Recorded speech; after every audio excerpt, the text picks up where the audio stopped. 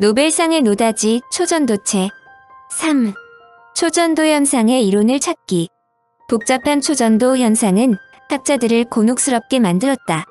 초전도 현상이 아무리 많은 장점을 갖고 있더라도 그 메커니즘을 정확히 알지 못하면 실용화에 한 발자국도 나갈 수가 없기 때문이다. 금속은 전자를 내놓은 금속 이온들이 서로 연결해 금속 고체의 구조를 만드는 결정격자로 이루어져 있고, 각 이온이 열을 받으면 제자리에서 조금씩 진동하는데 이를 격자 진동이라고 한다. 한편 금속 원자들이 내놓은 전자는 자유롭기 때문에 금속이 전기를 잘 통하는 것이다. 그런데 금속 내부에 섞여 있는 불순물, 결정 구조의 결함, 금속 이온들의 격자 진동에서 오는 불규칙성 등이 전자의 운동을 방해해서 저항이 생긴다. 보통 상태의 전기 저항은 이 같은 금속 내부의 구조적인 특성으로 설명된다. 그러나 아무리 순수한 물질을 가정하고 구조적으로 규칙적인 물질을 가정하더라도 절대 온도 0도 K가 되지 않는 한 격자 진동이 있게 마련이므로 저항은 0이 될 수 없다. 다시 말해서 금속의 구조적인 점에서 볼 때 초전도 현상은 절대 온도 0도 K가 아니면 절대로 일어날 수 없는 현상으로, 온도가 조금이라도 높으면 전자가 원자에 충돌하게 되어 전기 저항이 생겨야 했다. 전기 저항은 전자가 물질 속을 통과할 때 주변의 이온과 다른 전자들이 충돌하면서 생기는 일종의 마찰이라고 생각할 수 있다. 이때 저항이 0이라는 것은 마찰이 전혀 없는 전자의 흐름이라는 뜻이다.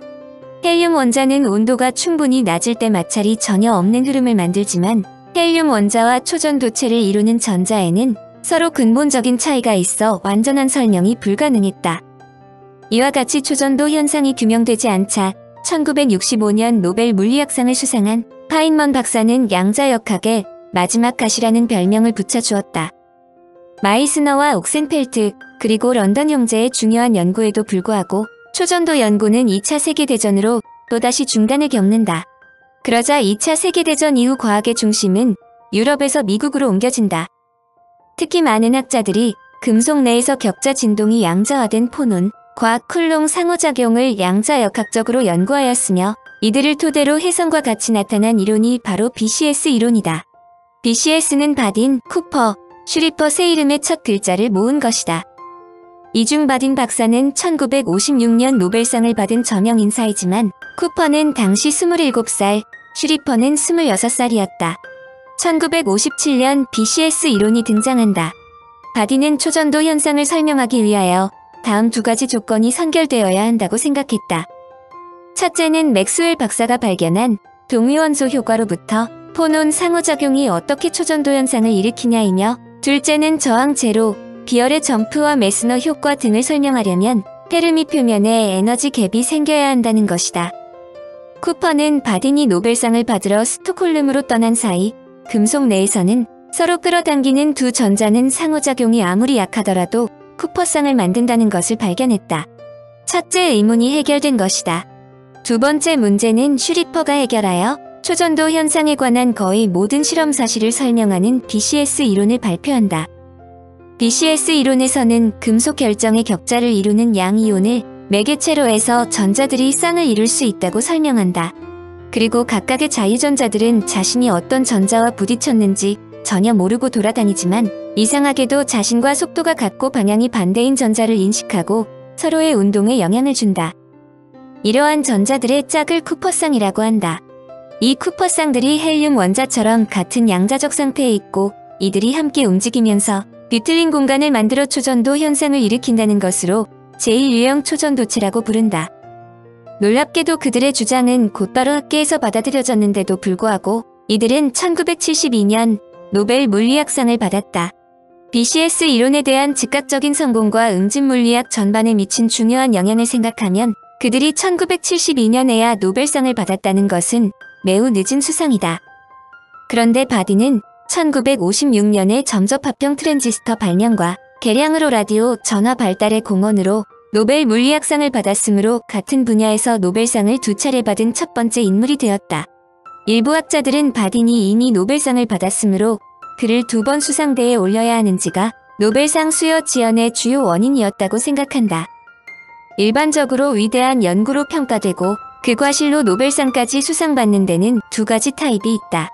첫 번째는 걸출한 이론학자에 의해 이론이 완성되고 그 후에 여러 가지 실험 데이터에 의하여 그 이론의 타당성이 증명되는 경우이다.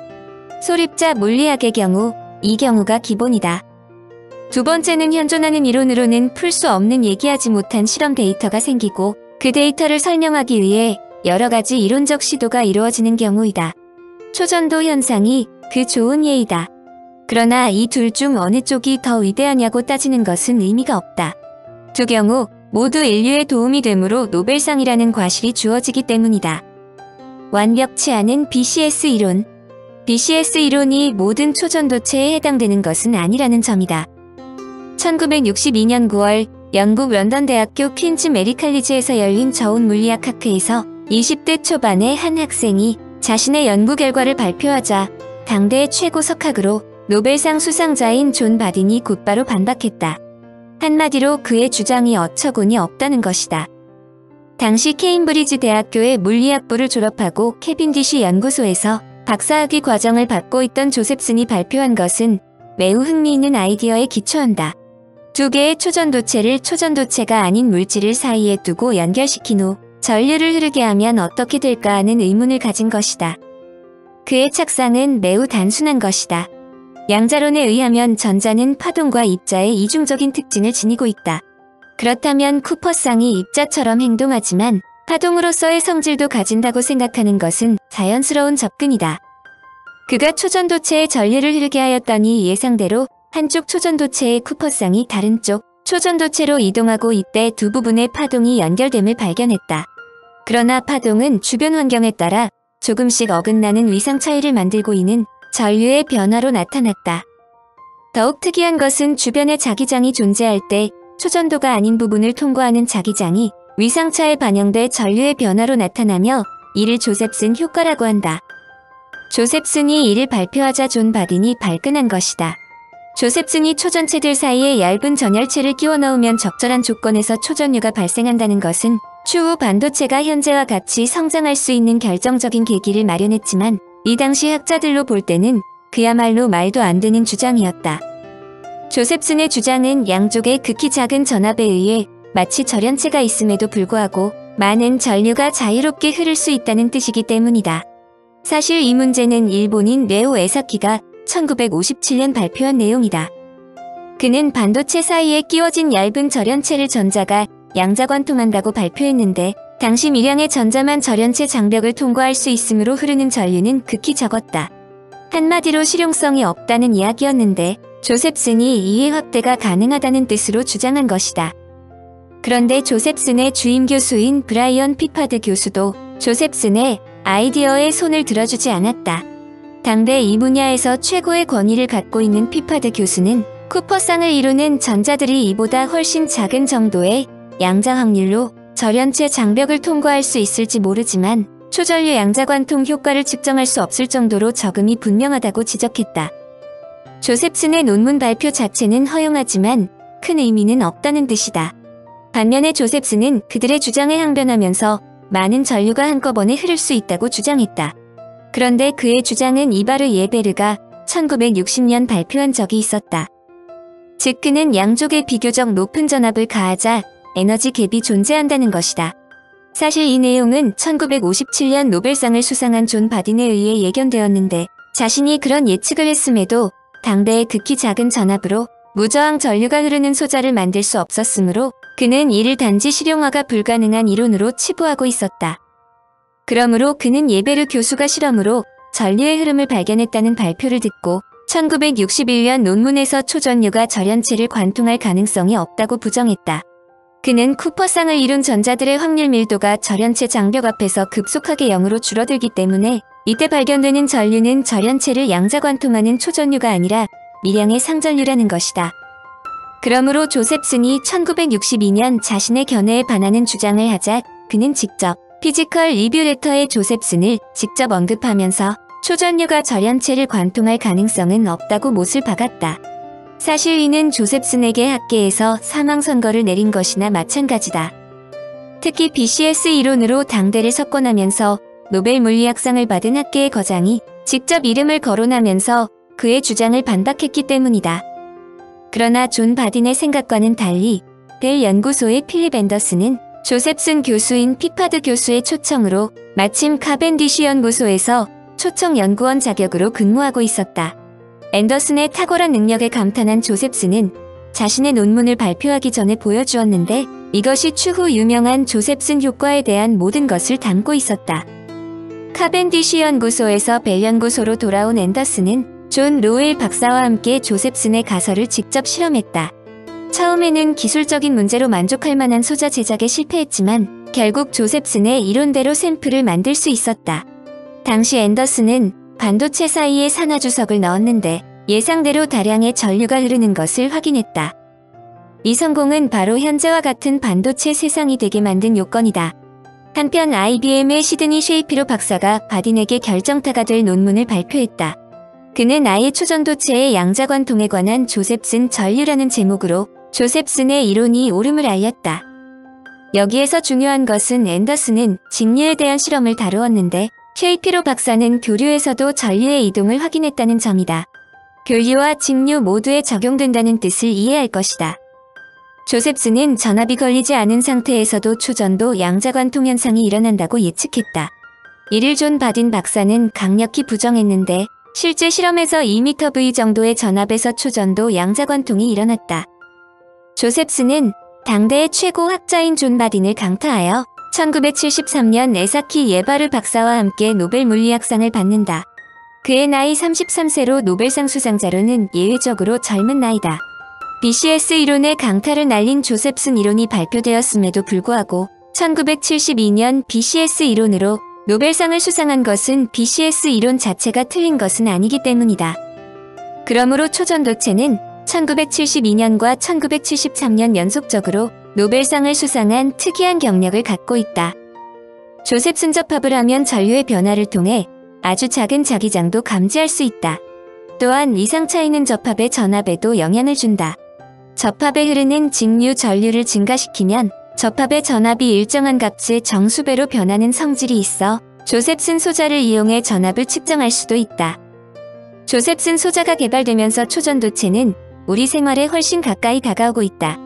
지구자기의 100억분의 1 정도로 아주 미세한 생체자기로 작은 값을 검출하는 초전도양 자간섭장치에도 조셉슨 소자가 사용된다. 또한 컴퓨터의 반도체 소자를 사용한 경우와 비교할 때 조셉슨 소자를 이용하면 정보 처리에 걸리는 시간과 소비 전력이 각각 1000분의 1 정도로 작아진다. 한마디로 노벨상을 2번이나 수상한 바딘의 이론이 틀렸기 때문에 현대와 같은 전자시대로 올라설 수 있었다는 것이다. 이 문제는 한국인과도 관련된다. BCS 이론이 초전도체에 대한 많은 부분을 설명해주지만 조셉슨 소자 등에 적용할 경우 대부분 맞지 않는다는 점이다. BCS 이론은 조셉슨 소자에서 나타나는 초전류가 물질의 종류와 온도에 상관없이 어떤 크기를 갖는 것으로 해석했다. 그러나 미국 푸에르토리코 대학의 김용진 교수는 물질에 따라 초전류의 크기는 다르며 큰 저항을 갖는 물질의 경우는 BCS로 계산한 결과에 비해 10분의 1에서 1만 분의 1밖에 나타나지 않는 것이 많다는 것을 발견했다. 즉, BCS 이론의 경우 저항값이 작은 것에는 맞지만 저항이 큰 물질에서는 대부분 다른 결과를 보인다는 것이다.